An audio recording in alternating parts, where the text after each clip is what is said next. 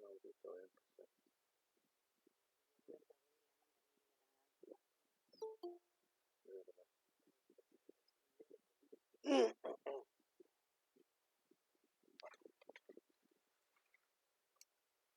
Un caso más a la cuenta.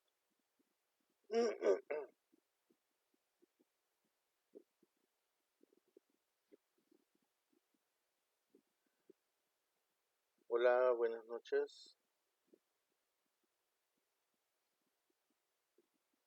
Hola, buenas noches. Buenas noches. Hola, Lisette, buenas noches. Bienvenidos. Antes que nada, quiero, agradecerles por estar acá en este esfuerzo que realmente quien lo está iniciando más es Lisette, por lo que están estudiando, ¿no? La idea de reunirnos es tratar de compartir un poco la experiencia que tengo sobre este tema en particular y pues tratar de aclarar las posibles dudas que haya. Antes de iniciar, pues como no nos conocemos, nos presentamos rápidamente y quisiera también escuchar qué les parece. Entiendo que ya están recibiendo clases de psicofarmacología. ¿Qué les parece el tema? ¿Está bien fácil? ¿Les gusta? ¿No les gusta? ¿Es difícil? ¿No tendrían por qué recibirlo? ¿O qué piensan? Entonces, bueno, yo me llamo Willy González, soy psiquiatra, soy profesor de la Universidad de El Salvador.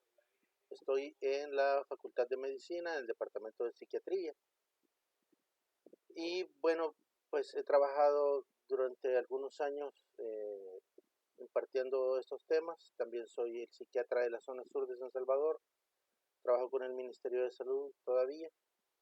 Y pues yo le decía a su coordinadora, creo que es, que lo importante es que ustedes tengan, para los compañeros que no han tenido la oportunidad de trabajar en hospitales, que tengan la vivencia de lo que se hace en un hospital, ¿no? Porque un psicólogo clínico tiene que tener esa vivencia, o por lo menos que se la transmitan otras personas que trabajen en hospitales, porque es diferente trabajar con personal ambulatorio, totalmente diferente, es otra historia diferente. Así es que lo que vamos a tratar de hacer es eh, entender de qué se trata esta materia y cómo es que un psicólogo clínico encaja en la misma. Así es que, bueno, quisiera escucharlos, su nombre, dónde es que están, si están trabajando en algún lugar o si se dedican a la docencia y qué piensan de esto de psicofarmacología. Así es que los escucho.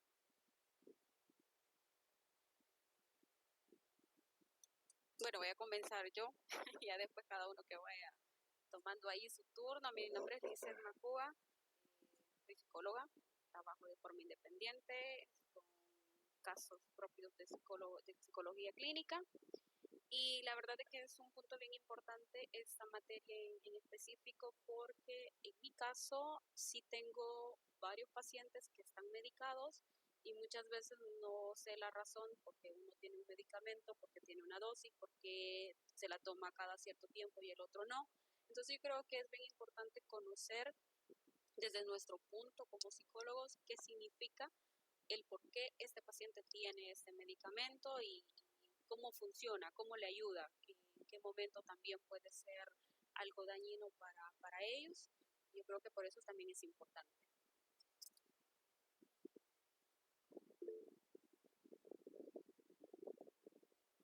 Guadalupe, gracias, Lisa.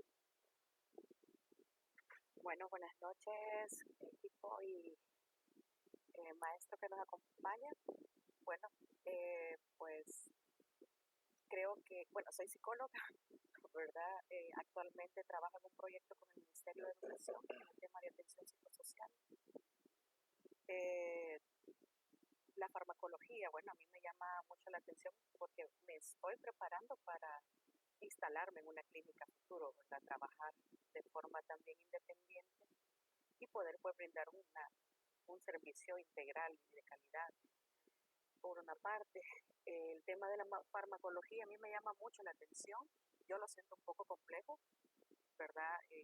Ahora que empezamos quizás a ahondarlo y quizás no de la forma que me imaginé, quizás a un principio, ¿verdad? Porque creo que es bien importante saber lo que decía Lisette, ¿verdad? De la dosis y por qué, pero también hay consecuencias y sobre todo en esto de la farmacología es como saber que en pacientes de los cuales nosotros trabajamos a nivel mental, ¿verdad? Y haciendo equipo con el psiquiatra, pues van a ser medicamentos permanentes y para toda la vida.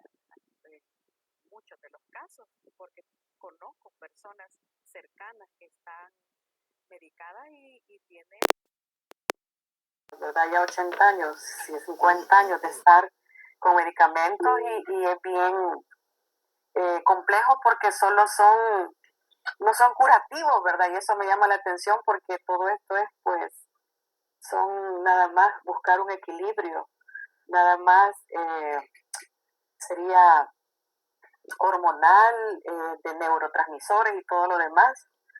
Y bueno, sí me llama mucho la atención el conocerlos y lo siento un poco complejo porque sí, realmente no como ustedes lo vamos a manejar, ¿verdad? Como médicos, la dosis y todo eso exactamente, pero bueno, teniendo un panorama bien específico y bien claro y siendo conscientes, pues yo creo que sería como, tendría esa posibilidad de comprender y de acompañar a la persona y a la familia, ¿verdad? Con más claridad, ¿verdad? Porque por lo general no existe ese enfoque sistémico, ¿verdad? En los abordajes de este tipo de casos psiquiátricos y que es bien importante y que sé que desde este espacio de la clínica pues lo quiero yo aplicar, pues eso, nada más. Gracias, Guadalupe, gracias. Senia. Muy buenas noches, doctor. Buenas noches, compañeros. Mi nombre es Senia Eneida Grandería Amaya. También soy psicóloga. Trabajo en las universidades impartiendo clases. He estado unos 4 años impartiendo la clase de psicología clínica y realmente pues es uno de los grandes retos, como enseñarle también a nuestros estudiantes, a mis estudiantes, ver la diversidad de problemas a nivel mental que presenta uno de los pacientes que le están dando a ellos acompañamiento. También dentro de mis expectativas tengo una clínica psicológica. Sé que no es fácil, es una demanda y en muchas ocasiones desconocemos, bueno, dentro de mi caso, desconocer una de esas facetas más importantes de la medicina, del por qué un paciente tiene este tipo de trastorno, cuánto tiempo debe tomar un medicamento y por qué referirlo. Esos son unos de los grandes vacíos que considero pues dentro de mi persona que tengo. Y además me gustaría saber cuáles son todos aquellos síntomas que la persona presenta cuando está medicada. Y como muy bien también lo dijeron las compañeras, me gustaría saber cuánto tiempo ese medicamento va a tener pues reacciones en ellos y cuándo pues es sugerir que den un medicamento. Esas son mis expectativas. Quiero decir que quiero conocer mucho de usted, doctor, de todo lo que usted nos va a enseñar. Gracias, doctor. Gracias, Senia. Carmen. Hola, muy buenas noches, compañeros y doctor González. Primero, pues darle las gracias, doctor González, por acompañarnos en este esfuerzo, por orientarnos y ayudarnos con esta misión. Yo pues soy Carmen Eugenia Chicas, trabajo el tema de niñez y adolescencia desde el Juzgado de Niñez de San Salvador y para mí realmente es un reto grandísimo cuando los usuarios me consultan respecto de los tratamientos psiquiátricos que tienen niños, niñas y adolescentes. Entonces, hago esta especificación porque es bien difícil para la familia mantenerse en la dinámica de los tratamientos, ¿verdad? Y esa es una de las inquietudes más grandes que tengo, porque a veces quienes están medicados no son los niños que pertenecen a nuestra población objetivo, nuestros usuarios, sino que son sus familias, sus papás, su mamá, sus abuelitos, el cuidador. Entonces, para mí es sumamente importante poder tratar de comprender un poco el fenómeno del uso de los medicamentos con las personas que tienen un diagnóstico específico, y en mi práctica personal, profesional, para mí es bien importante poder ser lo más certera y honesta posible con la persona que busca mi apoyo, en términos de conocer en qué momento necesita una consulta, una evaluación psiquiátrica, en qué momento necesita incorporar el uso de medicamentos, y como ya lo han dicho mis compañeras antes, pues también durante cuánto tiempo le va a necesitar, porque yo entiendo que no todos los casos lo necesitan por siempre. Tampoco quisiera tener esa visión irresponsable de decir fármacos no. Quisiera saber con mayor certeza, por lo menos con algún conocimiento más de base, cuándo decir es el momento que tú consultes con alguien más, ¿verdad? Así que por eso estamos aquí. Muchas gracias, doctor González, y gracias a los compañeros también, que sé que vamos a enriquecer este espacio. Gracias, Carmen. ¿Alguien más? Francia. Hola, buenas noches. Francia. Hola, buenas noches, compañeros, doctor. Mi nombre es Francia Monche. Bueno, yo no trabajo en el área clínica, doctor, sino que en el área así industrial. Entonces, yo ahorita pues estoy en una maestría porque tengo un proyecto de abrir una clínica, pero me sentía nula, ¿verdad? En los aspectos de clínica. Entonces creo yo de que todo esto a mí pues me sirve muchísimo, y espero aprender bastante de usted. Le agradecemos su tiempo que nos está brindando. Saludos. Gracias, Francia. Experta en procesos, entonces. Sí, perfiles y todo eso, pero clínica ahora vamos a aprender en este año, primero Dios. Ya va a ver que no es tan difícil, solo es de ordenar las cosas. Ok, gracias. ¿Alguien más?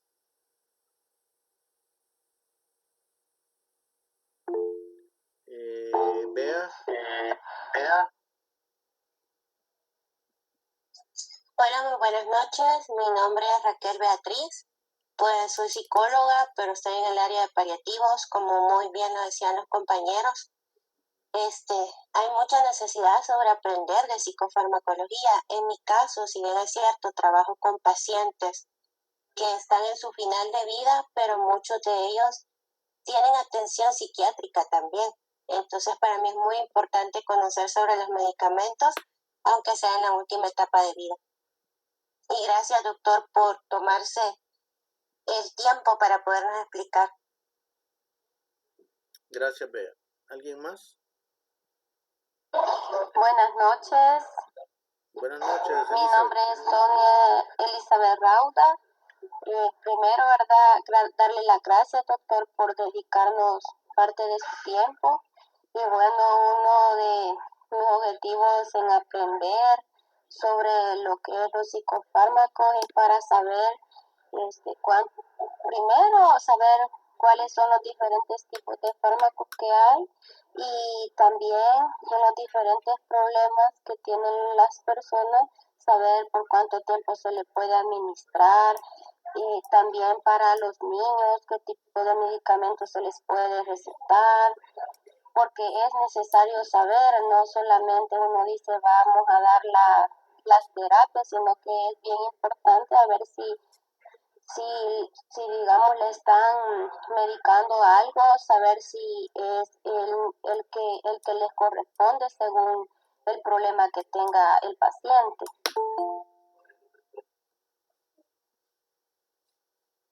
Gracias, Elizabeth. ¿Algún otro compañero? Telma. Buenas noches, mi nombre es Telma Hernández, trabajo en el Ministerio de Justicia y Seguridad Pública. Las compañeras han dicho mucha información que creo que para nosotros es bien importante. Hemos tenido, en mi caso, he tenido bastantes talento humano que se nos ha presentado con medicamentos y que de repente ya no tienen solamente un trastorno que le han diagnosticado, sino que ya llegan con otro y otros tipos de medicamentos. Entonces, enfocarnos en esa parte y conocer, ¿verdad? Y cuándo y por qué el cambio de sus diferentes comportamientos y por qué el medicamento que le dejan a estas personas, ¿verdad? Y muchas gracias por dedicarnos el tiempo. Gracias, Telma.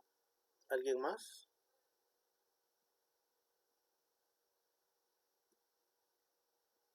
Bien, si no hay nadie más, voy a apagar mi cámara para tratar de que no se me vaya a ir congelando la pantalla.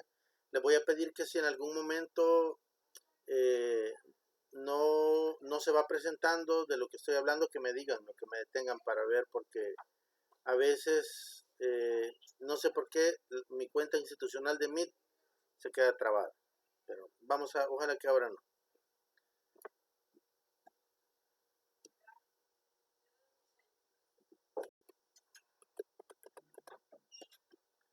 Muy bien. Voy a tratar de quizás no todas sus inquietudes, tratar de resolverlas, algunas de ellas probablemente sí hoy, si no las vamos a ir resolviendo con toda seguridad en el camino. Quizás lo primero, hay dos cosas que quiero mencionar antes de empezar con el tema. Lo primero es que yo decidí abusar de su tiempo para pedirles que nos reuniéramos, porque para mí, el plan de estudios, este plan de estudios que ustedes están llevando, es el mejor plan de estudios de psicología clínica que hay en el país. Entonces, yo creo que vale la pena que se le dé trabajo, que se esfuercen, ¿verdad? Y pues también quiero apoyar en ese sentido. Por eso es que decidí tomarme el tiempo y decirle a Lisette que si quería, pues que con gusto nos tomábamos el tiempo para compartir estos temas. Lo segundo es que quiero que recordemos que lo que todos nosotros, a lo que nos dedicamos, lo que aspiramos tratar o lo que ya estamos tratando, no son enfermedades, sino que son desórdenes mentales. Ya más adelante vamos a hacer la diferencia, pero quizás solo para adelantar, se trata de que no vamos a curar a nadie, porque no vemos enfermedades. Lo que se cura es la enfermedad, y nosotros no vemos personas enfermas, vemos personas con desórdenes, y entonces psicopatológicamente eso lleva otra lógica, y por lo tanto no podemos hablar de curar, no podemos hablar de cura. Por eso es que se hace psicoterapia, por ejemplo, pero ya vamos a ver eso. Bueno, lo primero es que debemos de saber de qué se trata la materia sobre la que vamos a abordar todo lo que están haciendo en este módulo, ¿no? De qué se trata eso de psicofarmacología. Y todo inicia con lo que ustedes son psicólogos. Entonces, vamos a ver que todo inicia desde el cerebro y y vamos a entender para esta materia, para esta maestría que ustedes están cursando, que vamos a tratar de entender, de trabajar, de modificar la conducta de las personas, ya sea un niño, sea un adulto, sea una mujer que esté embarazada, sea un adulto mayor. Lo que vamos a estudiar, y si encontramos algún problema, lo que vamos a tratar de trabajar va a ser sobre la conducta de la persona. Ese término de conducta es súper importante en psicofarmacología, para que no nos perdamos, ¿verdad? Entonces, psicología, conducta, ¿verdad? Eso recuérdenlo siempre, por favor. Ahora, dentro de la psicología, pues están todas estas especialidades y hay más, ¿verdad? Hay muchísimas otras especialidades. Sin embargo, nosotros acá vamos a concentrarnos en psicología de la salud o psicología clínica, como ustedes prefieran llamarle. De todas las ramas de la psicología, nosotros nos vamos a enfocar en psicología clínica. Es decir, fíjense bien, vamos a tratar de comprender la conducta. Recuerden que ya hablamos que todo lo que vamos a hacer tiene que ver con la conducta. Vamos a enfocarnos en la conducta de las personas que tienen un desorden mental. Eso es algo importante, ¿verdad? Las conductas de las personas que tienen un desorden mental. Ahora, nos vamos a enfocar solo en la psicología clínica entonces. Y dentro de la psicología clínica, como todos también lo estudiamos en pregrado, hay varios enfoques. Ahí tenemos varios enfoques desde los cuales podemos estudiar psicología clínica. Ahora, de todos estos enfoques, esta materia, psicofarmacología, obedece a un enfoque en particular de todos los enfoques y obedece al enfoque médico-biológico. Fíjense cómo venimos caminando. De la psicología, de todas las especialidades que hay, nos concentramos en la clínica, en psicología clínica. Y dentro de la clínica, dentro de todos los enfoques que hay para estudiar la conducta de las personas, nos vamos a quedar con el enfoque médico-biológico. Y sobre ese enfoque es que vamos a trabajar. O sea, aquí no vamos a hablar de terapia cognitiva, no vamos a hablar de teoría humanística, no vamos a hablar de psicodinamia, tampoco de enfoque integrativo, no, vamos a hablar de biología. Esta materia es eminentemente biológica. Sin embargo, como ya dijimos que estamos trabajando psicología, eso significa que vamos a entender lo biológico para la modificación de la conducta que consideremos que no es la más adecuada, digamos. Entonces, vamos a enfocarnos en psicología biológica. Y ahí tenemos del método biológico, que es uno de los enfoques que hay de psicología clínica. En otras materias probablemente ustedes vayan a ver otros enfoques, pero en esta materia en particular el enfoque que hay que ocupar es el enfoque médico-biológico. De ese enfoque médico-biológico hay varias, digamos, subespecialidades. Está el neuropsicológico, está el psicofisiológico, está el neurofisiológico, está la psicogenómica, que se está poniendo muy de moda actualmente. todos estos enfoques están dentro del enfoque biológico, dentro del enfoque de psicología biológica. Y el que a nosotros nos va a interesar es el enfoque neuropsicológico. Fíjense bien, porque abajo está el psicofisiológico, que alguien podría decir que es lo mismo, pero para nada es lo mismo, ¿no? Aquí vamos a ver otras cosas, y mucho menos el neurofisiológico, ¿no? Que eso es más de médicos. Entonces nosotros vamos a tener un enfoque puramente neuropsicológico del asunto. Ahora, dentro de la neuropsicología también hay subespecialidades. Y actualmente algunos prefieren hablar, cuando hablamos de neuropsicología, prefieren hablar de neurociencia.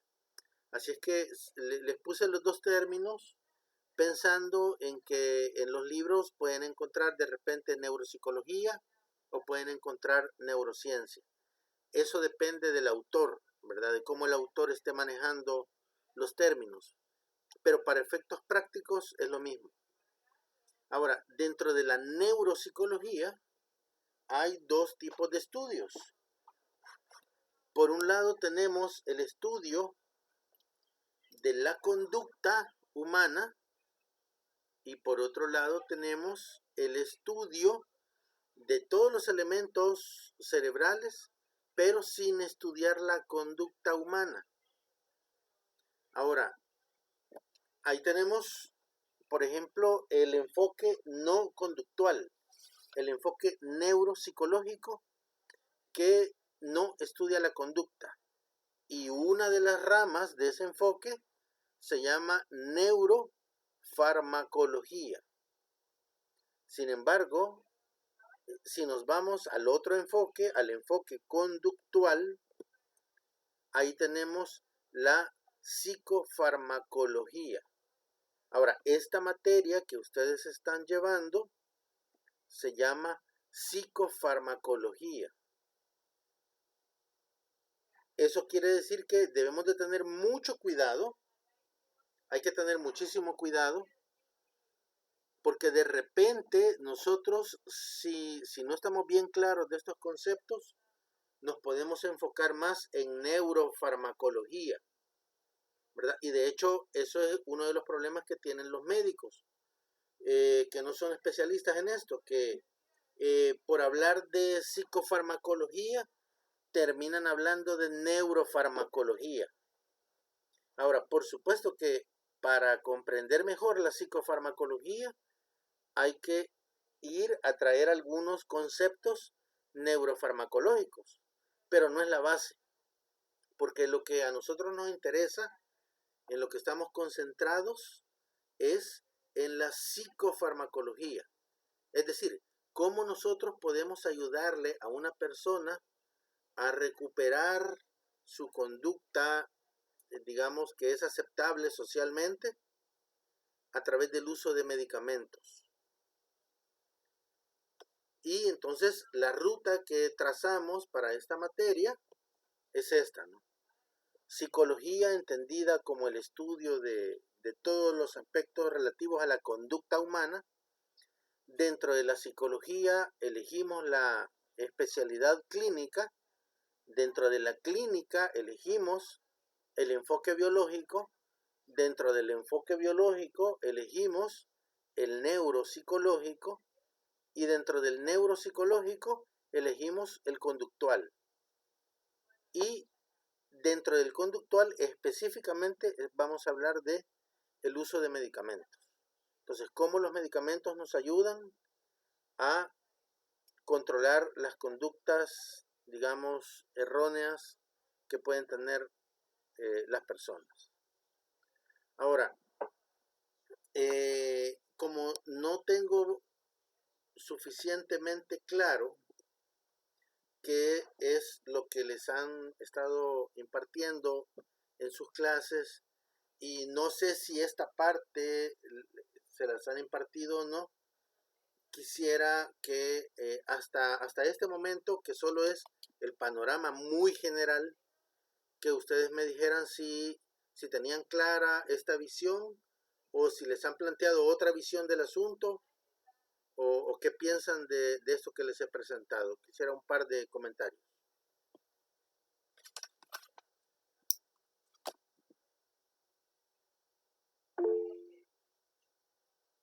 Carmen.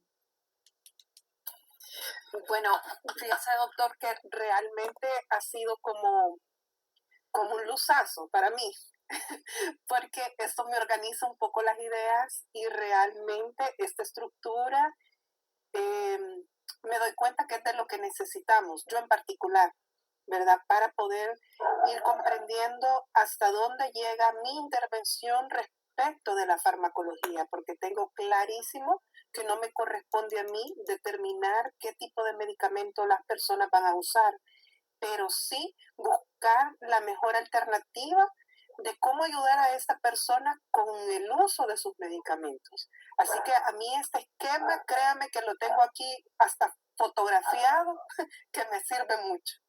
Gracias. Ok, gracias, Carmen. ¿Algún otro compañero?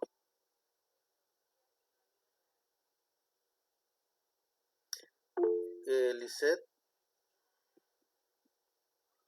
Bueno, la verdad no teníamos un panorama así de detallado de qué significa. Aclarando un poco qué hemos estado viendo en las 3 reuniones que hemos tenido, más que todo de los neurotransmisores, la función, para entender un poco también cómo es que pueden desequilibrar la conducta del ser humano, pero no en un enfoque así de detallado, pues qué cosa viene detrás de otra o por qué esto se llama así y de dónde viene. Entonces creo que sí es una apertura bastante interesante para conocer más allá. Ok. Sí, vean, esto es importante que lo tengamos claro todos, ¿verdad? Que nosotros estamos trabajando con medicamentos, pero para tratar de modificar la conducta de las personas. Eso significa que un punto importante va a ser qué conducta se está tratando de modificar. Quiere decir que si de repente ustedes en uno de sus pacientes encuentran una conducta que en psicoterapia, ustedes ven que ya aplicaron varios procesos, tal vez de otros modelos, y no está resultando, probablemente necesitan apoyo con algún medicamento. Ya vamos a ver algunos conceptos relativos al cerebro para que también nos concentremos y nos ubiquemos en nuestros pacientes, ¿verdad? Pero la idea básica es que lo que tratamos de hacer es que el medicamento nos ayude a modificar la conducta. Esto quiere decir que en algunos casos el medicamento lo vamos a ocupar únicamente mientras el paciente logra la modificación de su conducta. En otros casos, ya vamos a ver también, probablemente cuando esa modificación de conducta sea muy complicada, por sí solo, por el paciente solo, entonces vamos a tener que mantener más tiempo el medicamento. Pero eso ustedes lo van a ir viendo conforme estén trabajando con sus pacientes, ¿verdad? Ustedes van a ir viendo y van a entender por qué usamos cierto tipo de medicamentos y no otros, ¿verdad? Por qué con algunos pacientes se pueden retirar, por qué con otros pacientes es mejor no retirarlos, ¿verdad? Eso va a depender de lo que nosotros encontremos en el cerebro. Y por eso es importante que, aunque es psicofarmacología, para entender por qué vamos a usar una cosa y no otra, es importante irnos un poquito atrás a neuropsicología. Y eso es lo que vamos a ver a continuación. Bien. ¿Todos tienen claro o recuerdan la teoría del cerebro triuno? Es lo que les estoy mostrando en la pantalla. Esta teoría dice que podemos nosotros, para efecto práctico, dividir el cerebro en 3 cerebros diferentes. Y esto que les voy a tratar de explicar es parte, quizás es una de las partes más importantes para comprender por qué usamos ciertos medicamentos y cuánto tiempo los debemos usar. Bien, ahí tenemos los 3 cerebros. El primero se llama cerebro ejecutivo. Son los hemisferios cerebrales.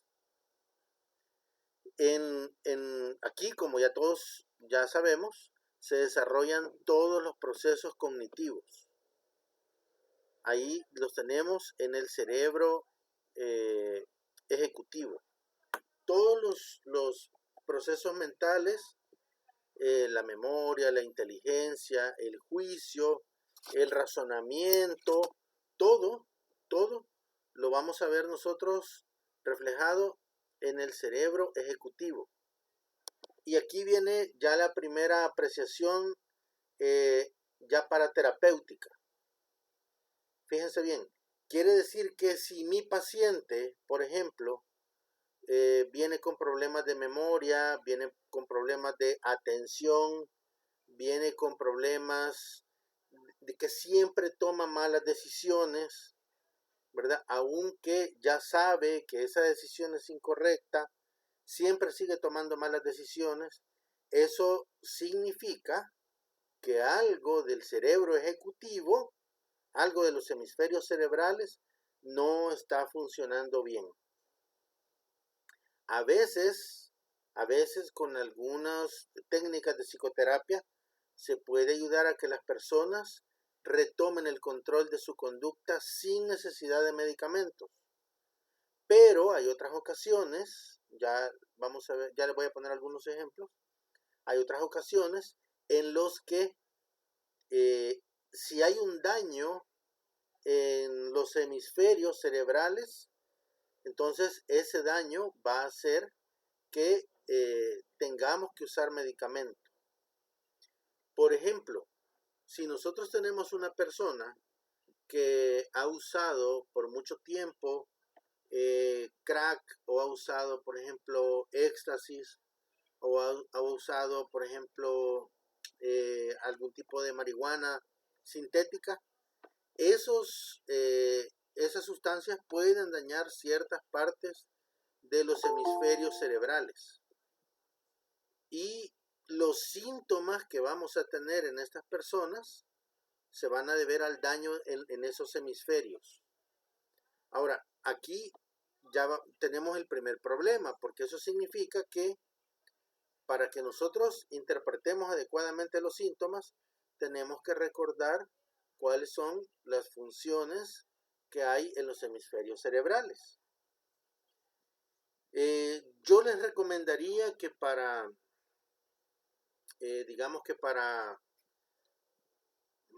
si ustedes quieren ser así como muy detallistas en esto, lo mejor es repasar el mapa de Brodmann, ¿verdad? Que, por ejemplo, nos dice que en el lóbulo frontal tenemos el área del juicio, por ejemplo. Y si de repente nosotros vemos que teníamos una persona un adulto de cualquier edad que antes era muy respetuoso y que de repente, de un tiempo para acá, se ha vuelto todo lo contrario, es bien impulsivo, ya no respeta, tiene coprolalia, entonces ustedes dicen, bueno, algo del lóbulo frontal debe estar fallando. Y dependiendo la historia que tengamos y dependiendo los exámenes que tengamos a la mano, ustedes van a definir si este paciente necesita medicamento de forma permanente o no. Por ejemplo, imagínense ustedes que ha tenido un infarto o una isquemia en el lóbulo frontal, específicamente en el área del juicio. Eso significa que si esa área se dañó por el infarto o hubo un sangramiento, un ACV hemorrágico, por ejemplo, y esa área se dañó y se tardó mucho tiempo en entrar a rehabilitación, probablemente esa área cerebral ya no se va a recuperar. Y eso significa que este paciente va a quedar permanentemente con esa conducta. Fíjense bien, esto es bien importante, ¿no? Lo que regula el resto de las conductas ya no está funcionando. Eso significa que en esa persona va a ser necesario usar medicamento de forma permanente, ¿verdad? Porque esa parte del cerebro ya no le funciona. Igual, por ejemplo, si tenemos en el caso de las epilepsias del lóbulo temporal. Si tenemos una persona con epilepsia del lóbulo temporal, recuerdan que son personas que están tranquilamente compartiendo con sus amigos y en ese momento empieza el lóbulo temporal a generar disparos eléctricos cerebrales y entonces se vuelven agresivos al grado de hasta pueden matar a una persona. Pero fíjense bien, esa persona lo que tiene es una convulsión del lóbulo temporal, tiene epilepsia del lóbulo temporal. Ahora, ¿eso se puede recuperar con psicoterapia? No. Necesita de un medicamento que regule la actividad eléctrica del lóbulo temporal. Y como no sabemos en qué momento se va a disparar ese cerebro, ese lóbulo, entonces tenemos que darle medicamento permanente, ¿verdad? Esos son algunos ejemplos para que vayamos viendo cómo este cerebro nos ayuda a entender en qué casos vamos a usar medicamentos permanentes y en qué casos no. Ahora, imagínense que tenemos una persona con demencia. Digamos que está en demencia fase 2. En las demencias fase 2, los lóbulos, todo el hemisferio ya está bastante deteriorado. Quiere decir que esta persona puede tener confabulaciones, puede tener falsos reconocimientos, puede tener inversión del ciclo vigilia-sueño, va a tener alteraciones del juicio, y entonces eso nos está indicando que el cerebro ejecutivo, que es el de los hemisferios cerebrales, ya no está funcionando. Y el que entra a funcionar es el cerebro emocional o diencéfalo, o en los libros también lo pueden hallar como sistema límbico. Y entonces quien va a entrar a funcionar es el sistema límbico o el cerebro emocional. Y entonces las conductas que vamos a ver nosotros en las personas son más conductas emocionales. Y entonces por eso es que nosotros de repente vamos a ver que hay algunas personas que consultan con nosotros que nos pueden parecer hasta teatrales, ¿verdad? Como muy exagerados, ¿verdad? En sus conductas, como parece que están sufriendo demasiado, ¿verdad? O tienen reacciones exageradas a algunos estímulos. Bueno, estas personas lo que tienen es una alteración de los hemisferios cerebrales, ¿verdad? Entonces, ahí vamos a usar otro tipo de medicamentos. Y si también está dañado el sistema límbico o el cerebro emocional también está dañado, entonces quien entra a funcionar es el cerebro reptiliano, que recuerden ustedes que es el cerebro que tiene que ver con los mecanismos de supervivencia de las personas. Y lo que más frecuentemente nosotros vemos en esos casos son conductas hipersexuales. Va a ser bien frecuente que las personas que están, por ejemplo, bajo efectos de sustancias psicoactivas, bajo efectos de drogas, va a ser bien frecuente que nosotros veamos que se vuelven hipersexuales. Y por eso hay tanta historia que van a escuchar ustedes que estaba bajo efectos del alcohol y terminó violando a alguien. Bueno, ¿qué pasó ahí? Ya no funcionó los hemisferios cerebrales, el cerebro ejecutivo, ya no funcionó el cerebro emocional, en algún momento estaba funcionando, ¿no? Pero luego queda el cerebro reptiliano. Igual en las personas con demencia. En algún momento se vuelven hipersexuales. Y esa conducta lo que nos está diciendo es, aquí lo que está mandando es el cerebro reptiliano, ¿verdad? Esta persona que antes era bien educada y que ahora se volvió hipersexual, lo hace precisamente porque el cerebro ejecutivo pierde el control, quien lo retoma luego es el cerebro emocional, y si el cerebro emocional también pierde el control, lo retoma el cerebro reptiliano. Ahora, en la medida en la que esté más el control en alguno de los tres momentos, en esa medida es que nosotros vamos a decidir cuánto tiempo debemos mantener un medicamento. Ahora, esta parte de los tres cerebros y cómo cada uno de los cerebros nos determina una conducta en particular, sí me interesaría saber si está suficientemente clara o si hay algún aspecto que no me lo comprendieron bien. Porque para pasar a lo siguiente, debemos de comprender muy bien esto, ¿no? Para no equivocarnos a la hora de decidir, por ejemplo, si le vamos a dejar un medicamento para que nos ayude o en qué casos nosotros podemos decir, bueno, a esta persona no le demos medicamento, ¿verdad? Quisiera alguna opinión sobre lo que les he explicado de estos tres cerebros.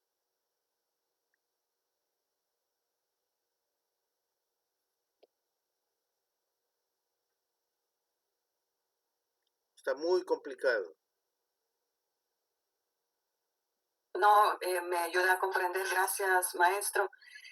Lo que haría es que, como llamarlo de turno, ¿verdad? Que si el ejecutivo, pues, algo le pasó, se dañó, por alguna razón está el cerebro emocional, y si el cerebro emocional se toma la pausa también, pues viene el reptiliano, y así es como se van turnando, por decir algo, ¿verdad? Cuando hay alguna situación química o algo de lo que usted nos mencionó anteriormente que puede ocurrir.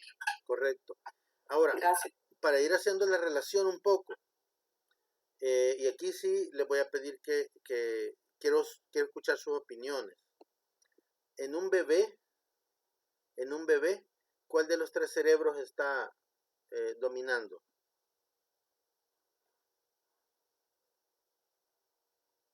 ¿El reptiliano? Correcto, el reptiliano, ¿verdad? Ahí, fíjense, el bebé llora porque tiene hambre, porque se ha hecho pupú, el bebé llora porque tiene mucho calor, ¿verdad? Todo es eso, supervivencia, ¿verdad? En un adolescente, ¿cuál de los tres cerebros está dominando? El emocional. El emocional, ¿verdad? Y fíjense, en la medida, eso es sumamente importante, en la medida en la que mi cerebro emocional va conectando con el cerebro ejecutivo, en esa medida mi conducta va cambiando. Ustedes ven muchachos que parecen muy maduros, ¿verdad? Eso quiere decir que en estos muchachos algo hubo en su desarrollo que hizo que su cerebro ejecutivo conectara rápidamente con su cerebro emocional. Pero también igualmente tenemos personas que tienen 30 años y ustedes los ven muy impulsivos, se enojan fácilmente, ¿verdad? Son bien emocionales.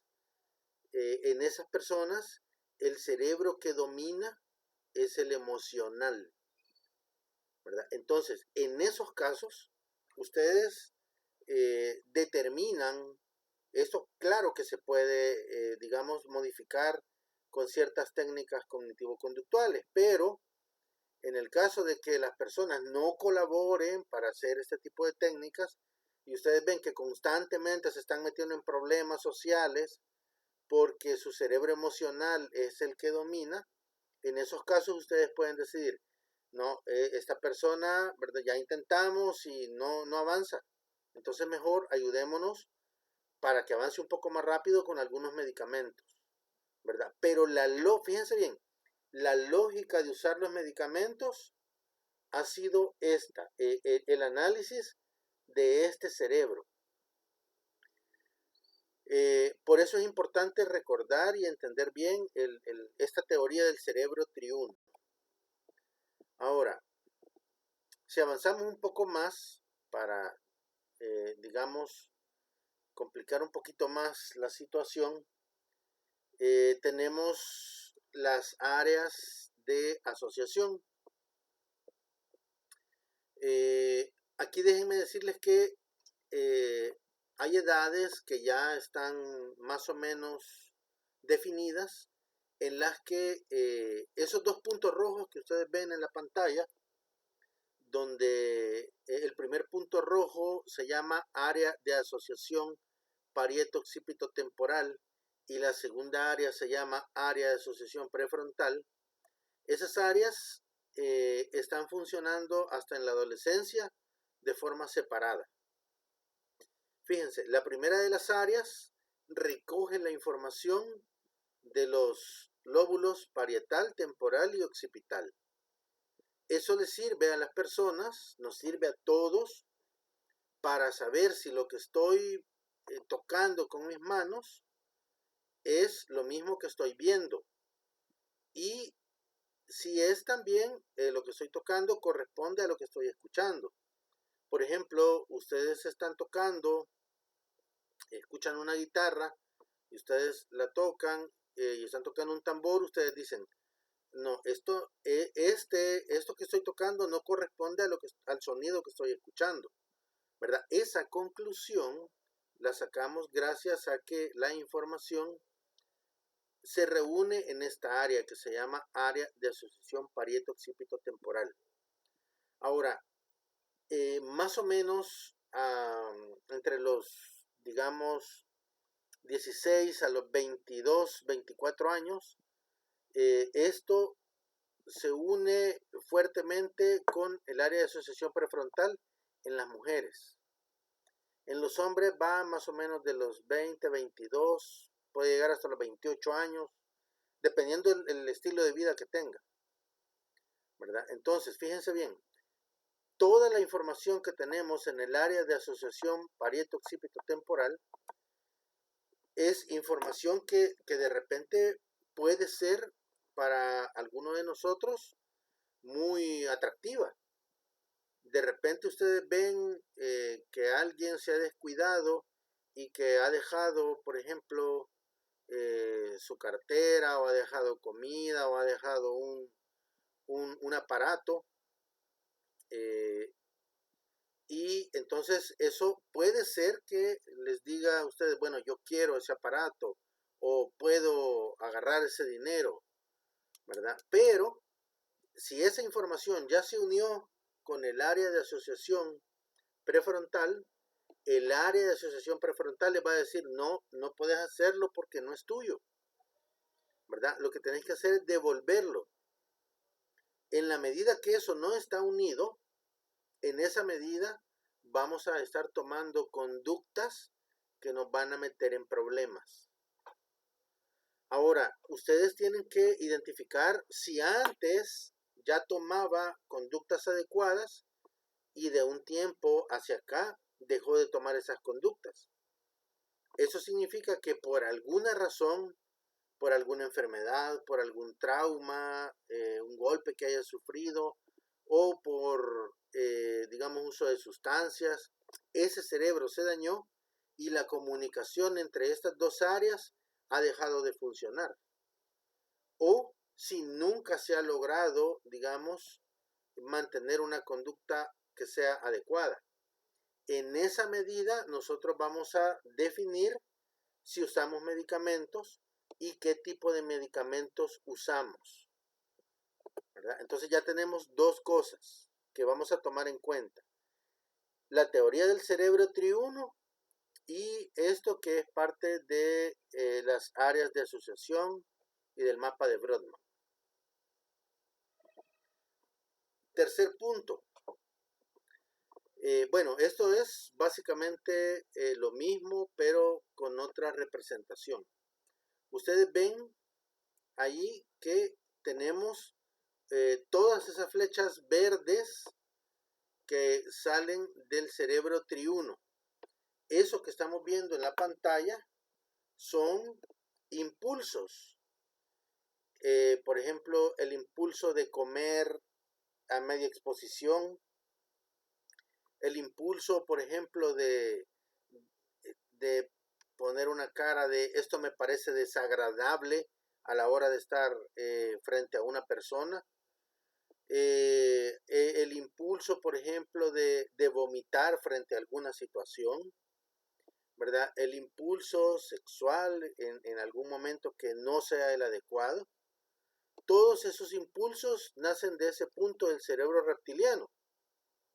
Y ven ustedes que las flechas se dirigen hacia todo el cerebro. Pero lo que debería de pasar es que el lóbulo frontal frene esos impulsos. Eso es lo que esta lámina nos está tratando de decir. Que el cerebro ejecutivo, a través del lóbulo frontal, debe de frenar esa conducta. Eso significa que parte de las evaluaciones que ustedes tienen que hacer con todas las personas es, bueno, y en esta persona, ¿cómo está funcionando su lóbulo frontal? Para saber si mi psicoterapia va a dar resultado o no. Porque si el lóbulo frontal no está funcionando, tengo dos alternativas. O hago solo terapia conductual o me apoyo con el uso de medicamentos. De otra forma, no va a avanzar. Y lo que debería de pasar, lo que debería de suceder en esos casos para comprender la conducta es lo que tenemos en la pantalla, ¿verdad? Que la función del lóbulo frontal se ha visto opacada y lo que está predominando es o el cerebro reptiliano o el cerebro emocional. Eso es, digamos, de una forma muy general y a grandes rasgos, la primera evaluación y la evaluación rápida que debemos de nosotros hacer, ¿verdad? Fíjense bien cómo es el título de esa lámina.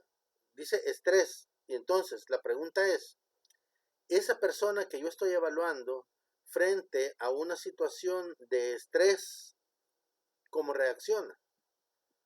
¿Qué pasa si de repente mi papá ya me había dado permiso de ir al concierto de Bad Bunny y resulta que dieron las notas de la maestría y sale que me saqué mala nota y que tengo posibilidades de dejar el módulo? Y entonces mi papá me dice, pues no vas al concierto. Eso puede representar un estrés para alguien. Lo que vamos a ver ahí es cómo reacciona frente a ese estrés. Y ahí ustedes van a encontrar muchísimas personas que lo que hacen son intentos suicidas, ¿verdad? Yo siempre he dicho, claro, políticamente no conviene decirlo así, pero clínicamente sí. Yo diría que el 90% de los intentos suicidas que uno ve en los hospitales son problemas de control del lóbulo frontal. Así que le vio un mensajito a la pareja y entonces amenazó con intentar suicidarse. O que discutieron y en medio de la discusión intentó suicidarse, ¿verdad? Siempre son cosas así. Siempre son casos en los que hay un estrés y la forma de reaccionar frente al estrés es haciendo un intento suicida. Entonces lo que estamos viendo ahí es el lóbulo frontal ya no está funcionando y quien toma el control es el cerebro emocional y el cerebro reptiliano. Y entonces la persona reacciona de forma exagerada, con exabruptos, violenta, agresiva, impulsiva, ¿verdad? Sin medir consecuencias. Eso es que el lóbulo frontal ya no funciona. Ahora, si ya entendemos esa lógica, ya vamos a nosotros a tener más claro qué medicamentos le podemos dar, cuánto tiempo le vamos a dar medicamento, o si nosotros le podemos decir a esta persona, mire, este medicamento lo va a usar solo en estas circunstancias. No le vamos a dejar el medicamento permanente, sino que yo le voy a dar el medicamento para que usted lo tenga a la mano, pero lo va a usar en estas circunstancias. Ahora, si la persona es demasiado impulsiva y va a perder el control, entonces le damos el medicamento a un familiar y le decimos al familiar, va a usar este medicamento solo en estas circunstancias, ¿verdad? En este momento lo va a usar como una forma de emergencia. Entonces, fíjense bien, el medicamento a veces hace las veces del lóbulo frontal. El medicamento nos ayuda a frenar la conducta inadecuada, ¿verdad? Ese es uno de los usos que podemos darle a los medicamentos. Ahora, ¿qué tomamos en cuenta para saber, a propósito de algunas de las cosas que mencionaban, ¿no?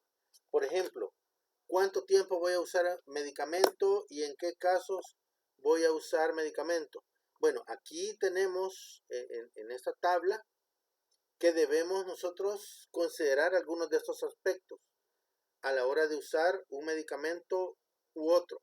Por ejemplo, frente al caso que estoy, es un caso agudo, eso quiere decir, es un caso que se acaba de presentar por primera vez en la vida de esta persona, ¿verdad? O es un caso crónico, es un caso que es un niño que tiene 7 años y la mamá cuenta la historia que toda la vida ha sido inquieto. Bueno, ese es un caso crónico, ¿no? O tenemos la historia de que, no, fíjense que nunca había presentado esta conducta. Y de repente, desde hace una semana para acá, ya se volvió malcriado, ¿verdad? Y ya no quiere hacer caso.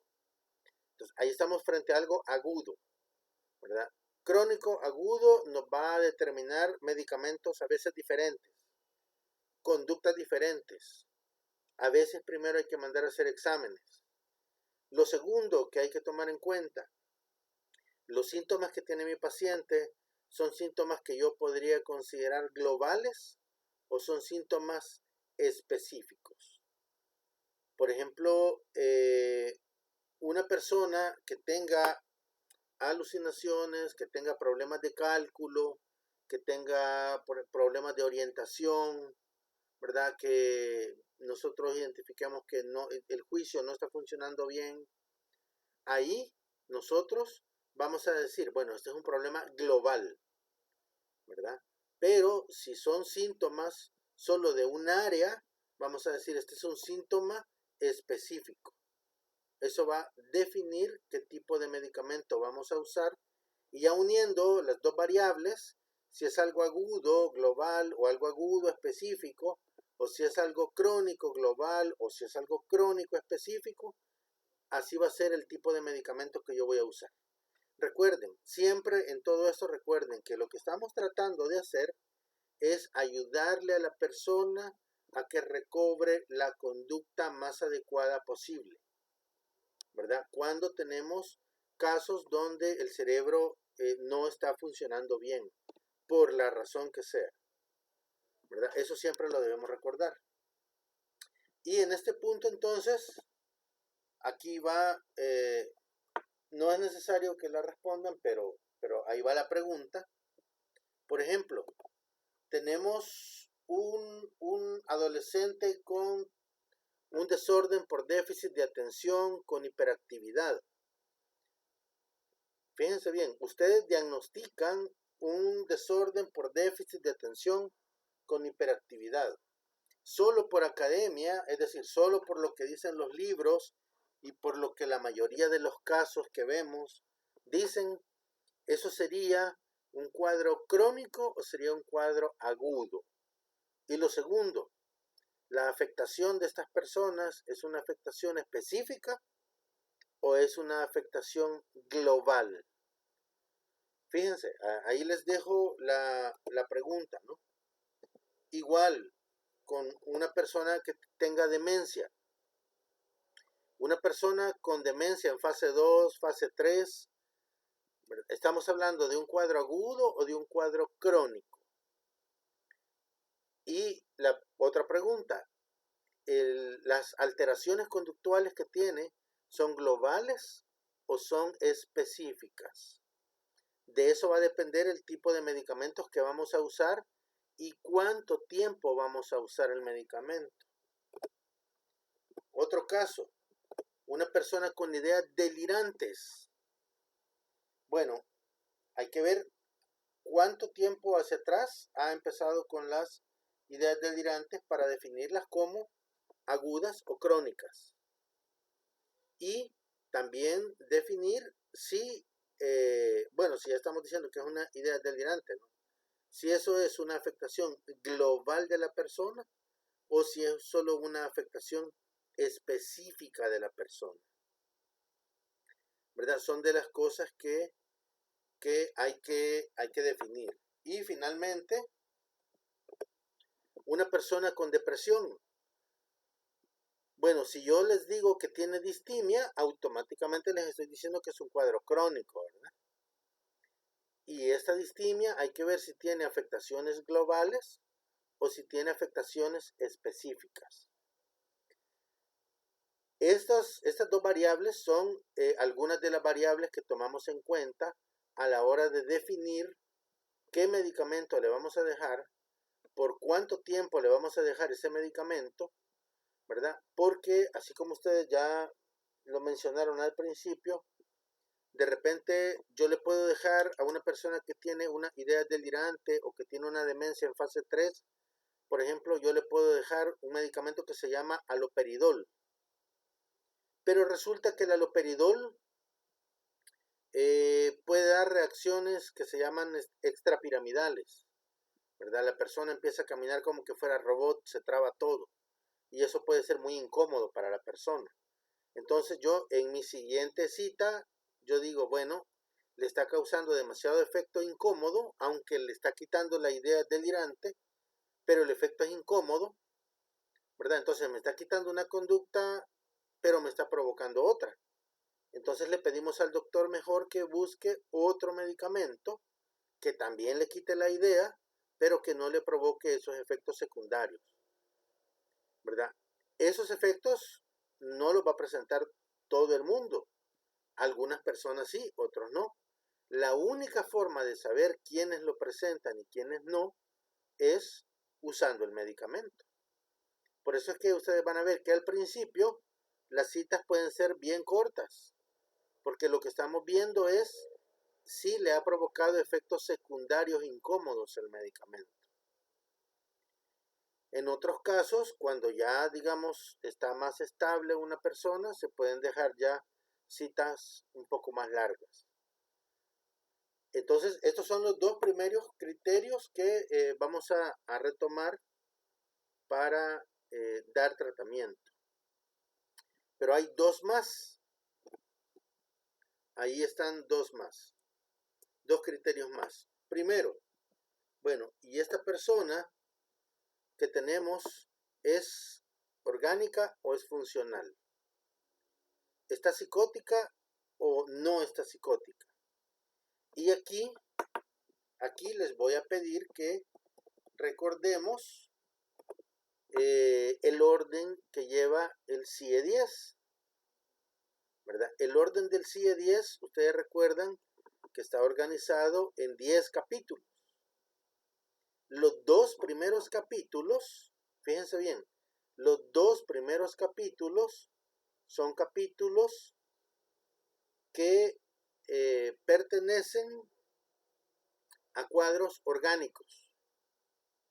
De ahí el capítulo 3, el capítulo 4, el capítulo 6, esos son funcionales. Ahora, el capítulo 3, aunque es funcional, es psicótico. Es el único psicótico que tiene la clasificación. De ahí, solo en algunos casos, el grupo 1 y 2 pueden ser psicóticos, ¿verdad? Pueden ser orgánicos y psicóticos. Y los que solo son psicóticos es el grupo 3, que es donde están las ideas delirantes y las esquizofrenias.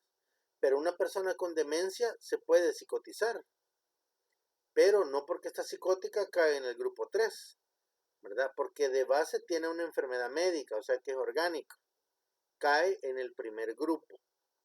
Eso es otra característica que ustedes deben de recordarnos, deben de recordar los grupos de la CIE 10, porque de esa forma, si ustedes rápidamente identifican a qué grupo pertenece, va a ser más fácil que identifiquemos si es orgánico, y si es orgánico ya es más fácil que identifiquemos qué tipo de medicamentos hay que darle, que si es funcional, ¿verdad?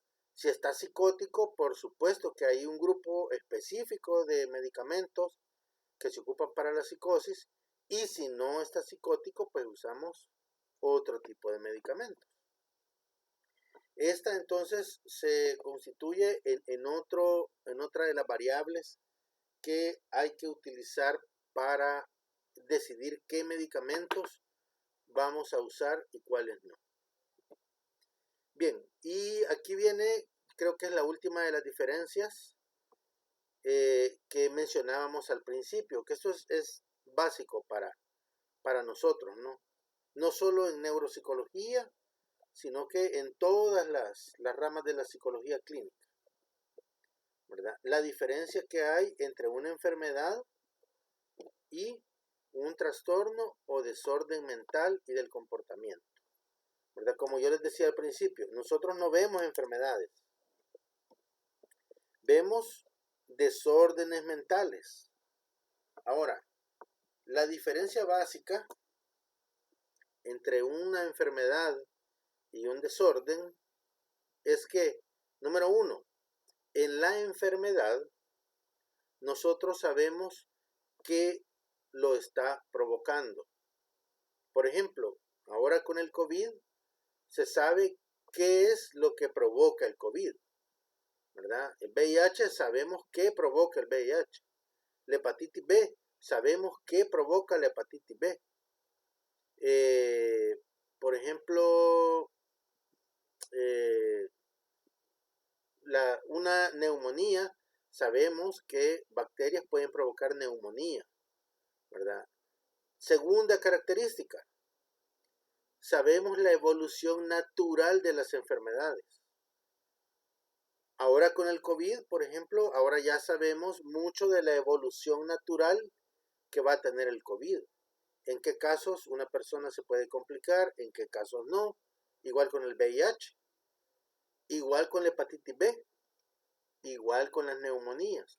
Ya sabemos cuál es la probabilidad que hay que una persona, de acuerdo a su edad y a sus características físicas, sobreviva con una neumonía sin medicamento o que fallezca. Y gracias a eso, por ejemplo, que se hacen campañas de vacunación en adultos mayores para influenza, por ejemplo. Porque ya sabemos que como sus defensas están muy bajas, a muchos adultos mayores eso se convierte en una neumonía y pueden terminar falleciendo. Esa es la evolución natural de la enfermedad. Y finalmente ya sabemos también con qué tratarlas, ¿verdad? En el caso de los virus ya sabemos que tratamientos de soporte. En el caso de las bacterias ya sabemos que hay que usar antibióticos, ¿verdad? Entonces con las enfermedades sabemos qué usar. Por ejemplo, ya sabemos que para una enfermedad que sea por virus no vamos a usar antibióticos, porque los antibióticos no le van a hacer nada al virus. Son cosas totalmente diferentes. Esas tres características, cuando no existen, cuando no las tenemos, eso va a determinar que estemos frente a un desorden y no a una enfermedad. Entonces, en los desórdenes mentales, número 1, no sabemos qué los provoca. Se han hecho una cantidad enorme de estudios en todo el mundo para saber, por ejemplo, qué hace que una persona termine con esquizofrenia. Y al final, algunos lo cumplen y otros no lo cumplen. ¿Qué hace que una persona termine con trastorno bipolar? ¿Qué hace que una persona tenga un desorden de personalidad, por ejemplo? ¿Qué hace que una persona termine siendo autista? Hay muchas teorías, pero hay muchas personas que no cumplen esas teorías. Y entonces no sabemos qué lo provoca. Tampoco sabemos cuál va a ser la evolución natural de ese trastorno. Y eso lo vemos, por ejemplo, con los cuadros psicóticos. Ustedes reciben por primera vez un cuadro psicótico que tiene 20 días y que le damos antipsicótico y que puede ser que a los 25 días ya no tenga síntomas y que ya nunca más en toda su vida le den síntomas.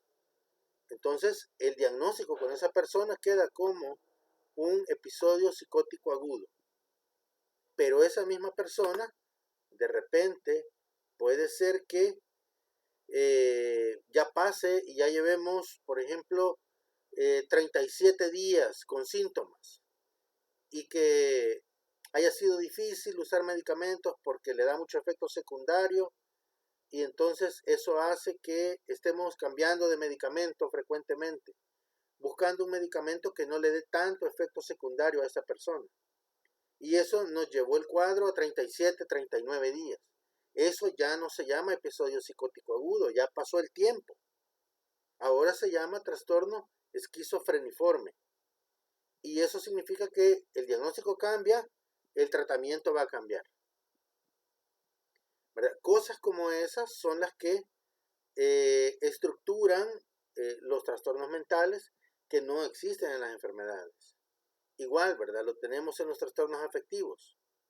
Si tenemos un desorden afectivo, una persona que viene con depresión o que viene con ansiedad, pero tiene menos de 6 meses y tiene un estresor, tiene un desencadenante, no le podemos llamar ni depresión ni ansiedad, es un trastorno adaptativo.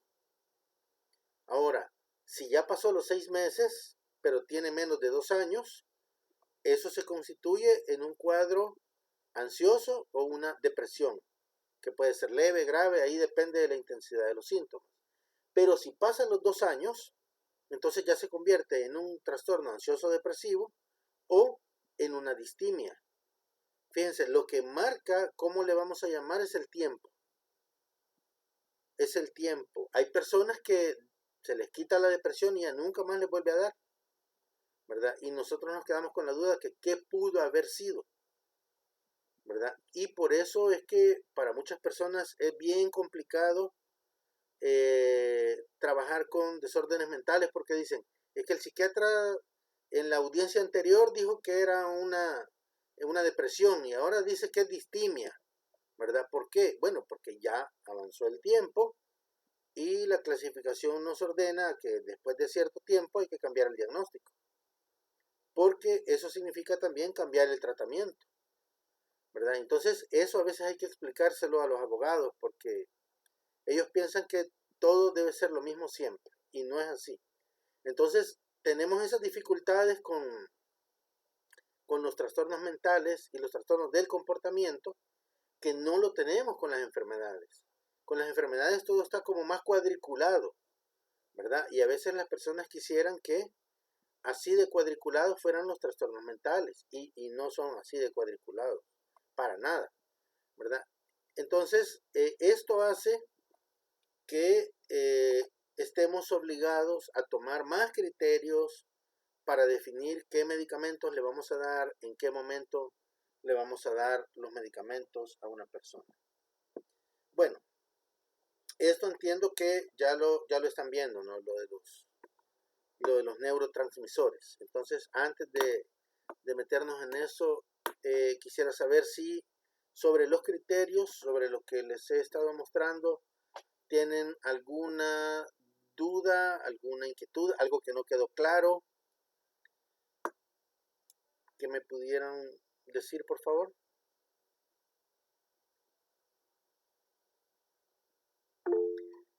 José. Sí, Pues que cuando estábamos hablando de los síntomas o de las diferencias, usted hablaba de si eran específicos o... perdón, se me olvidó la palabra. Si eran específicos o globales.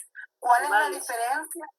¿Cuál es la diferencia entre cómo vamos a identificar si es global o es específico? Porque lo de agudo y crónico sí me queda claro, pero lo de global y específico sí ahí me quedó la duda. Ok, perfecto. Gracias. Vamos a decir, por ejemplo, que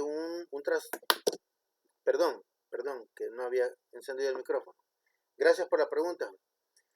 Vamos a decir que un desorden es global cuando afecta varias funciones mentales.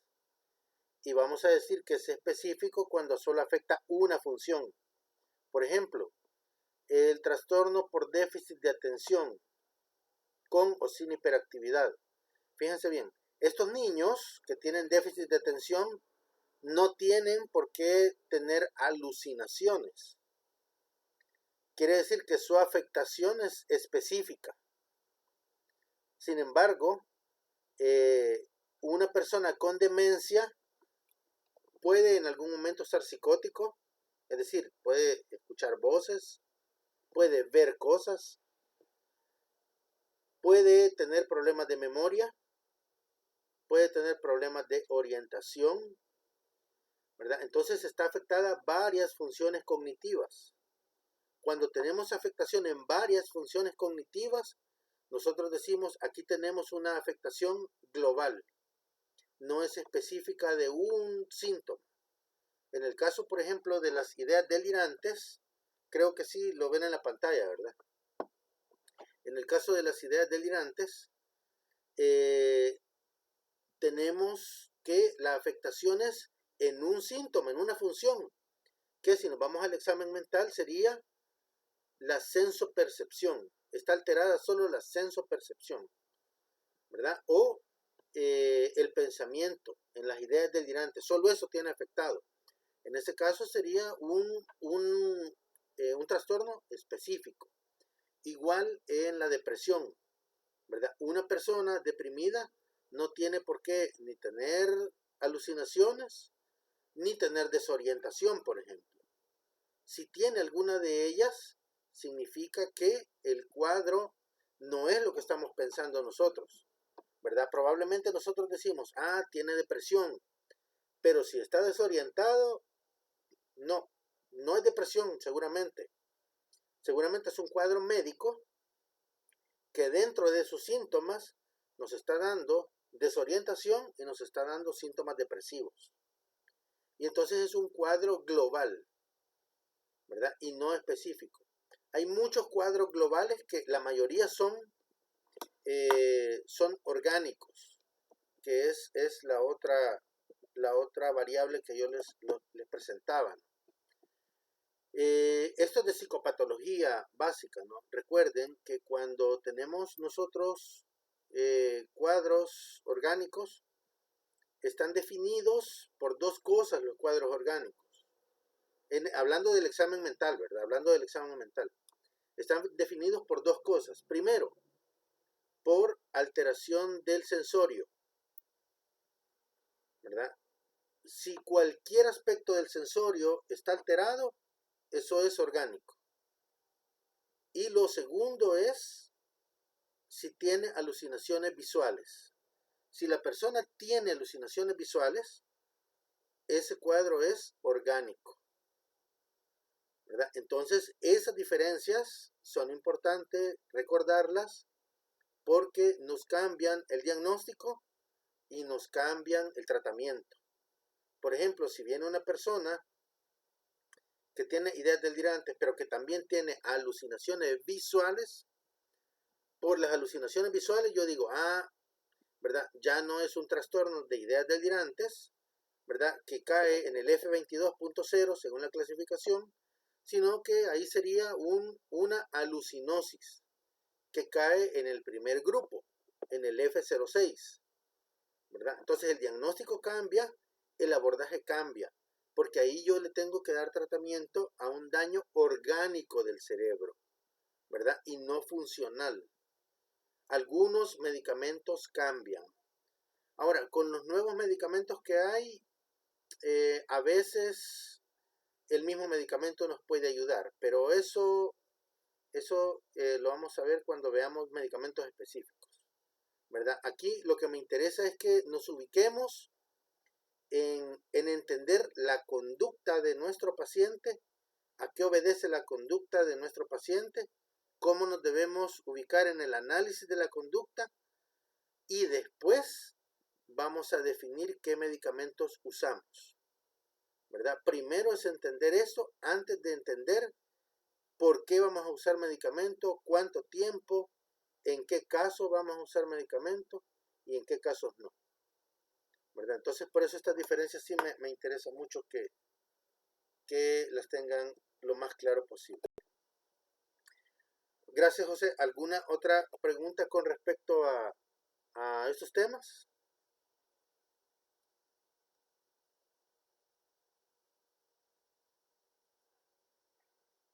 Vaya, si no hay preguntas, díganme, ¿está fácil, está difícil? Esto es lo que ya vieron, ¿verdad? ¿Estamos repitiendo lo que ya vieron en clase o está demasiado complicado? ¿Qué piensan? Bueno, en mi caso estoy como ordenándome un poco más porque la verdad que no hemos visto nada de esto así en específico y a detalle, ¿verdad? Sino que una generalidad es lo que estamos viendo. Y pues la forma en cómo nos está planteando cómo se debe, digamos, clasificar. Esta clasificación creo que es la que tenemos que manejar al dedillo, ¿verdad? Como para poder hacer equipo pues con ustedes en el territorio, doctor. Sáquenme una duda. ¿Qué están viendo en este momento? ¿Qué temas han visto? Bueno, si reviso yo realmente, fíjate, las funciones de los medicamentos, si tienen una función estamos vimos dos términos, el estado que ya se me escapó. Psicodinámica, si no me equivoco. Ajá. Y psicocinética o algo así. Sí. Farmacodinámica y farmacocinética. Sí, eso es lo que vimos el fin de semana y inicio de psicosis, es lo que estaba explicando. Pero de ahí a detalle, como usted nos ha explicado, no. También hemos trabajado los principios generales de la farmacología. Y hay otro material que se llamó modulación farmacológica. Los efectos psicofisiológicos y conductuales, ¿verdad? De los fármacos, por ejemplo.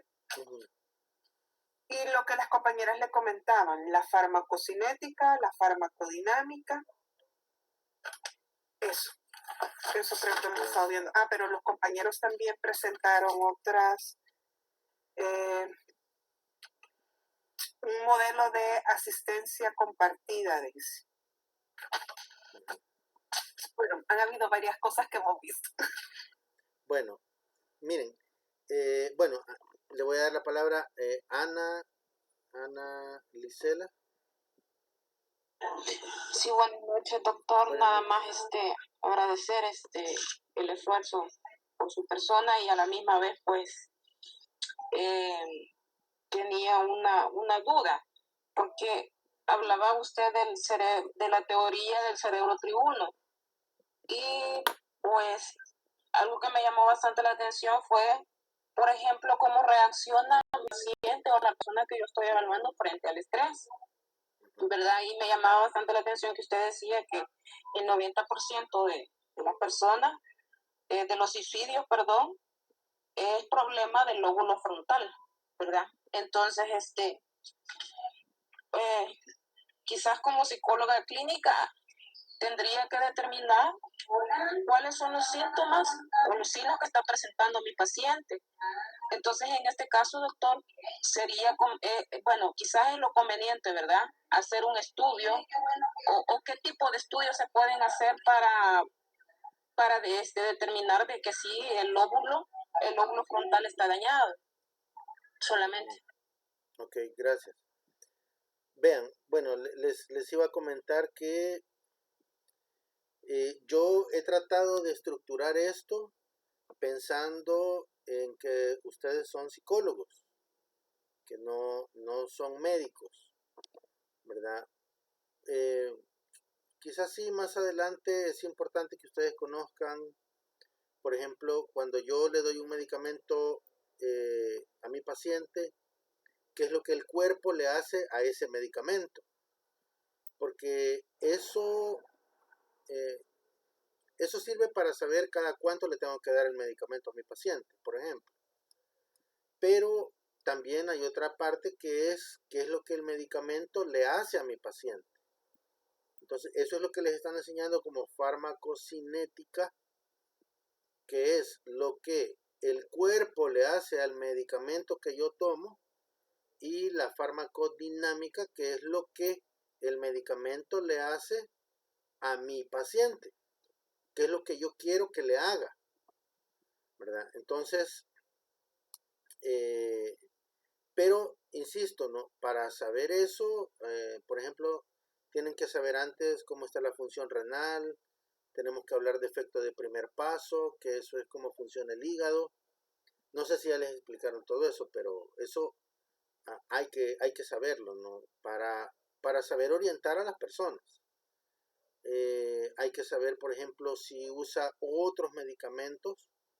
Yo les voy a compartir algunas herramientas que ocupan los médicos para saber cuándo, por ejemplo, yo le puedo dar amitriptilina a un paciente y cuándo no, por ejemplo. O cuándo podemos usar dos antidepresivos juntos y cuándo no, en qué casos no, ¿verdad? Porque a veces al médico se le va, incluso yo he visto psiquiatras recetando cosas juntas que no se pueden recetar. Para que ustedes orienten también a sus pacientes. Pero bueno, retomando lo que decía Lisela, fíjense que hay dos cosas importantes. Aquí nosotros hablamos de desarrollo neuropsicológico. Y entonces ese desarrollo significa que el cerebro va evolucionando. A veces en esa evolución, a veces no le enseñamos bien al cerebro. Y es lo que sucede, hablando específicamente de los intentos suicidas. El cerebro, el que primero, digamos, toma el control desde que nacemos es el reptiliano. Después aparece el diencéfalo y se va madurando los hemisferios cerebrales, ¿no? Hasta que llegamos a un punto donde el diencéfalo se une al cerebro ejecutivo, específicamente a lo que veíamos al área de asociación prefrontal. Esa unión determina que la persona, digamos, ya sea más cauta en sus decisiones.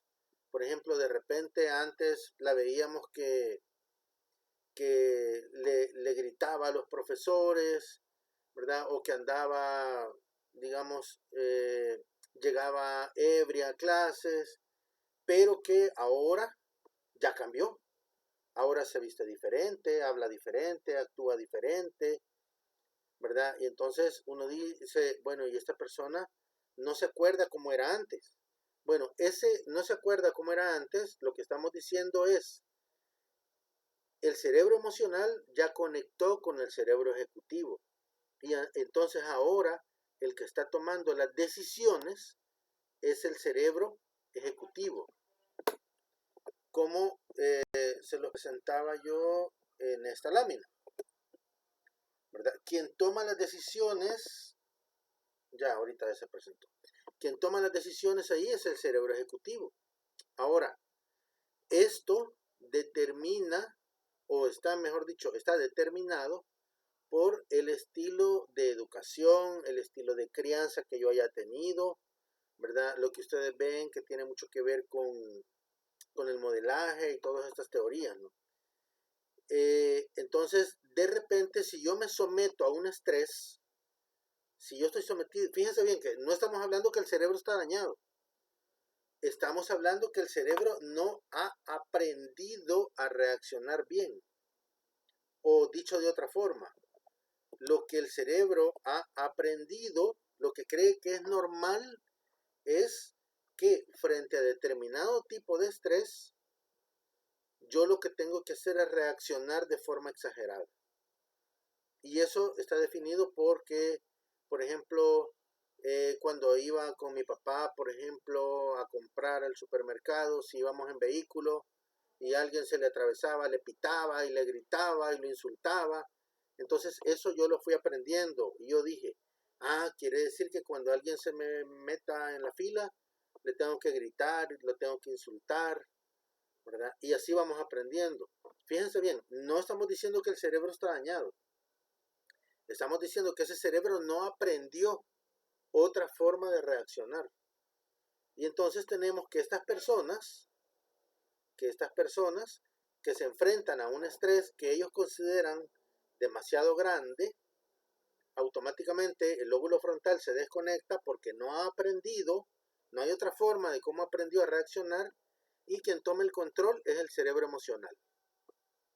Y dependiendo qué tan descontrolado sea nuestro cerebro emocional, así es la conducta que vamos a mostrar. Ahora, ¿por qué nosotros decimos que no están deprimidos? Bueno, pues el siguiente día, cuando los llegamos a ver al hospital, están bromeando con lo que hicieron, están sonriendo, están aceptando que fue una tontera, ¿verdad? Que actuaron exageradamente, pero que fue culpa del papá por haberle prohibido ir al concierto, ¿verdad? Entonces no tienen ningún síntoma depresivo, y entonces es lo que en algunas teorías cognitivas ustedes lo van a escuchar como, o psicodinámicas me parece que son, que ustedes lo van a escuchar como el acting out, ¿verdad? Son personas que tienen conductas de escape en ese momento. Ahora, el problema es que la conducta que ha aprendido ese cerebro es una conducta que le hace daño. Y ese es el problema que tenemos. Por eso es que yo les digo que muchas de estas conductas se pueden modificar con psicoterapia. Pero, correcto, José, como un cortocircuito.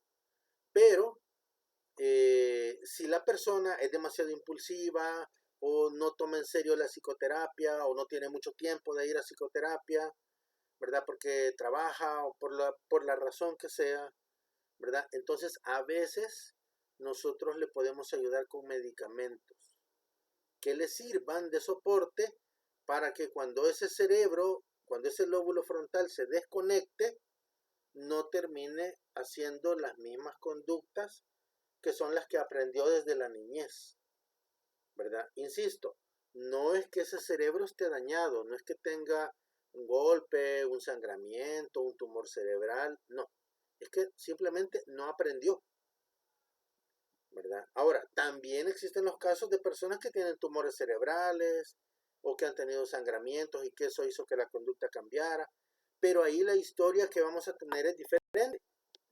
Y por eso es importante esta lámina que les presentaban.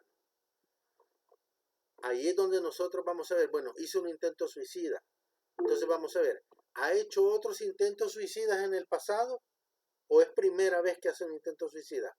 Y nos van a decir, no, si cada vez que se enoja intenta matarse. Entonces es algo crónico.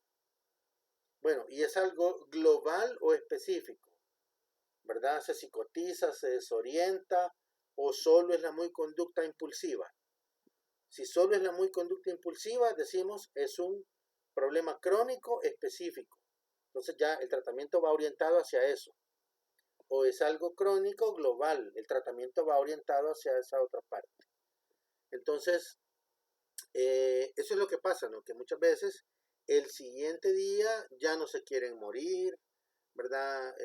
Están pidiendo que les den el alta porque ya se contentaron con el papá y por fin les dio permiso de ir al concierto, ¿verdad? Entonces, eso es lo que vemos frecuentemente en los hospitales.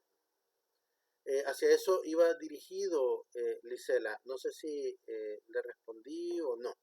Usted me dice. Excelente, doctor, excelente. Me quedó claro. ¿Alguien más había levantado la mano? Mirna. Doctor, gracias. Sí, y fíjese que yo se me desconectó la red y me quedé así como un poco sobre el agudo y crónico, no lo entendí muy bien. No sé si podría medio ahí explicar. Agudo decíamos que son cuadros que son de inicio reciente o que suceden solo de forma eventual. Por ejemplo, alguien que esté iniciando con un cuadro depresivo, tiene 2 semanas de depresión, ¿verdad? Tenga o no tenga desencadenante. Ese es un cuadro agudo. Pero un cuadro crónico sería, no, fíjense que yo tengo como, desde mi adolescencia estoy deprimido. Eso sería crónico, ¿verdad? Un cuadro crónico ya sobrepasa, por lo general, la medida que se saca, lo que sacan los médicos, anda más o menos por los 6 meses. Pero depende del libro que ustedes lean. Si ustedes leen, por ejemplo, literatura norteamericana, les va a decir que no es necesario 6 meses. Que con 6 semanas que tenga una persona con los síntomas, ya podemos considerarlo crónico, ¿verdad? Pero la OMS dice 6 meses, ¿verdad? Entonces, por ahí va la diferencia. Gracias, doctor, ya me quedó claro. Ok, ¿alguna otra pregunta?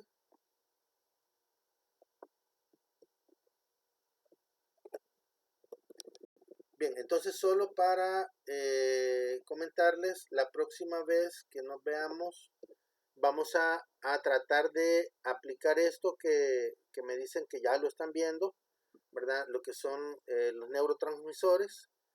Vamos a aplicar lo que vimos ahora con lo que ustedes ya están viendo en casos clínicos. Vamos a tratar de analizar casos clínicos. Y para que no nos perdamos, vamos a analizar los casos clínicos que propone analizar la Organización Mundial de la Salud o la Academia Norteamericana, ¿verdad? Que son casos que ya están diseñados para que nadie, digamos que todos vayamos por la misma línea.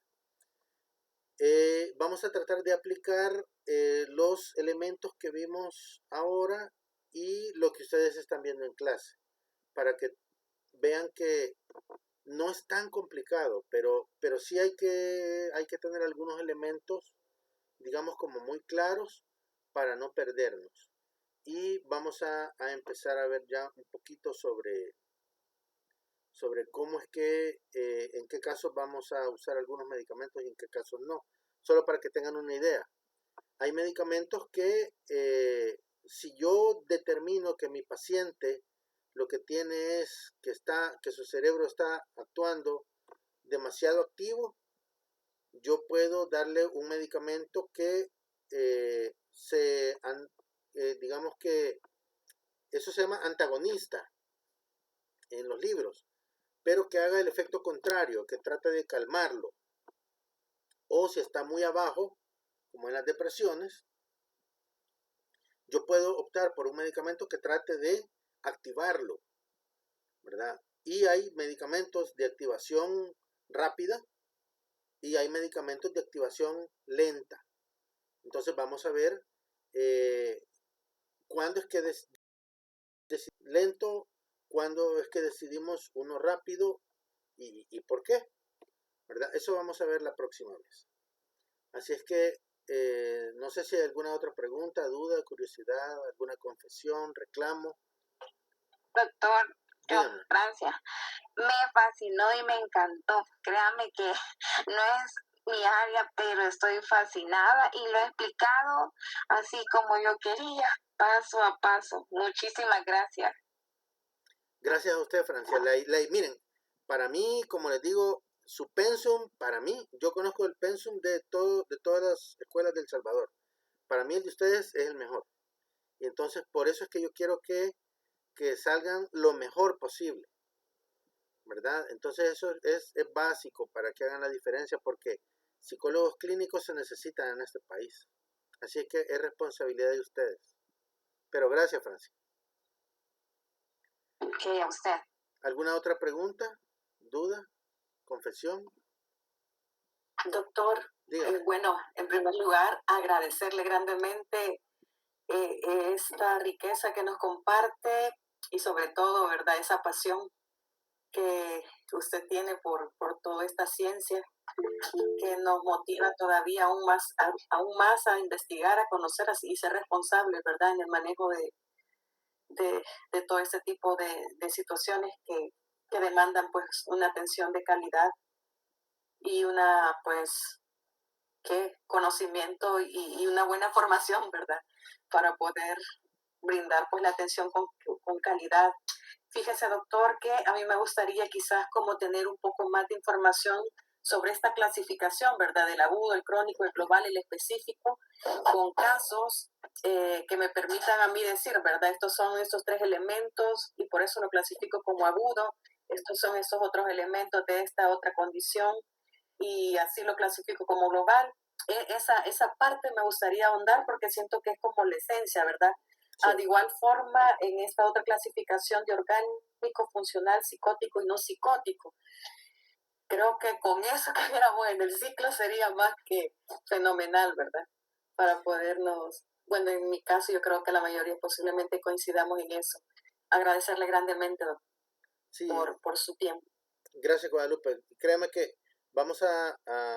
voy a tratar de enfocar la mayor cantidad de casos clínicos posibles, pero sí necesitamos ver algunos aspectos teóricos, así como los que hemos visto ahora, ¿no?, para que sea más fácil ya ubicarnos a la hora de estar frente a una persona, ¿no?, con algún problema. Recuerden que la idea básica de todo esto es modificar la conducta, ¿verdad? Esa es la idea básica, porque eso que están revisando, que también es importante, pero que eso es de neurofarmacología, no es de psicofarmacología. Eso que farmacocinética, dinámica y todo eso también es importante, pero no es el punto principal. Lo vamos a ver aplicado, ¿verdad? Lo vamos a ver aplicado para que ustedes vayan viendo en qué casos se usa.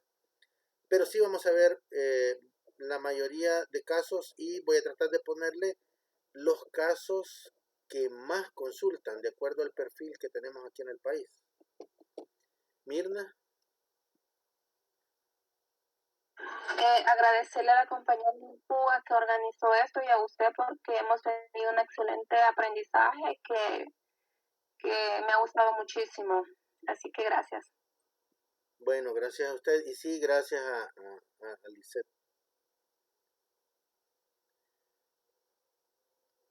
Bien, compañeros, entonces llegamos hasta aquí por el momento. Nos vemos la próxima clase. Voy a compartirles, voy a dejarles el video de esto para que si lo quieren revisar, pues lo revisan y vamos. Miren, los elementos que voy rescatando son elementos de psicopatología, ¿verdad?, de psicopatología básica, que nos sirven para abordar los cuadros, y como no nos interesa toda la psicopatología, solo voy retomando lo que es importante para esta materia, ¿verdad? Así que por eso es que no les he hablado de literatura ni de nada, sino que me interesa más que nos ubiquemos en los puntos específicos a la hora de evaluar los casos, ¿verdad? Así es que gracias, les agradezco y nos vemos la próxima vez. Gracias, buenas noches. Buenas noches. Gracias, doctor. Buenas noches. Buenas noches. Gracias y buenas noches. Muchas gracias y buenas noches.